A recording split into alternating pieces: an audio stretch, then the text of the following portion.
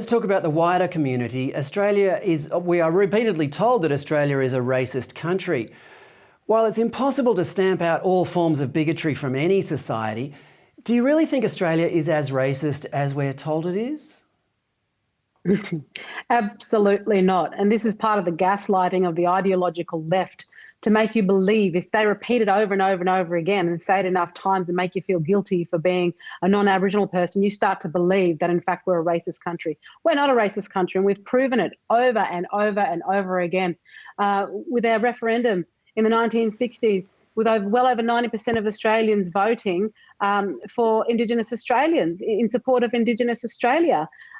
It's evident from the get-go that we are not a racist country. You know, we've repealed racist legislation in the past, the Ordnance Act, all of those sorts of things, to prove over and over again. It's like, how many times does a nation have to prove itself that we're not in fact racist? And what's happening is those that continue to push this agenda, they're the only people gaining from this. Nobody else is actually gaining from this. But it's emotional blackmail, right. Yeah. And it's gaslighting. It is gaslighting. Just before you go, Jacinta, there's a convention regarding maiden speeches that all senators queue up afterwards and congratulate the Speaker, welcoming him or her to the chamber.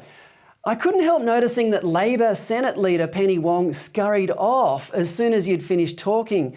And in fact, she didn't seem to pay much attention to you at all.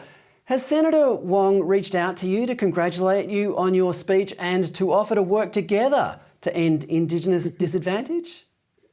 No, I don't expect Penny to. I thought it was highly disrespectful that the leader of the Senate, one of Labor's leaders, would in fact behave this way. But I guess it's not surprising at the same time. You know, Senator Wong came to Alice Springs in the lead up to the election and quite publicly thanked Marion Scrimgeour for welcoming her to her country. Marion failed to correct her and say, well, this isn't actually my country. The traditional owners are standing next to me here.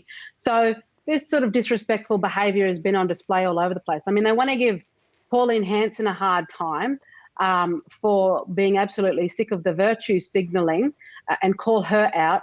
And yet Senator Wong is she's very smart. She did it very sneakily. She snuck out as opposed to making a big scene about it. So no, she hasn't bothered to congratulate me or welcome me into the Senate. Senator, we could talk all night, and we certainly haven't raised the biggest issue of today, and that is the voice to Parliament. We'll have to get you back on the show to talk about that some other time. But thank you for your time tonight, and best of luck in the Senate.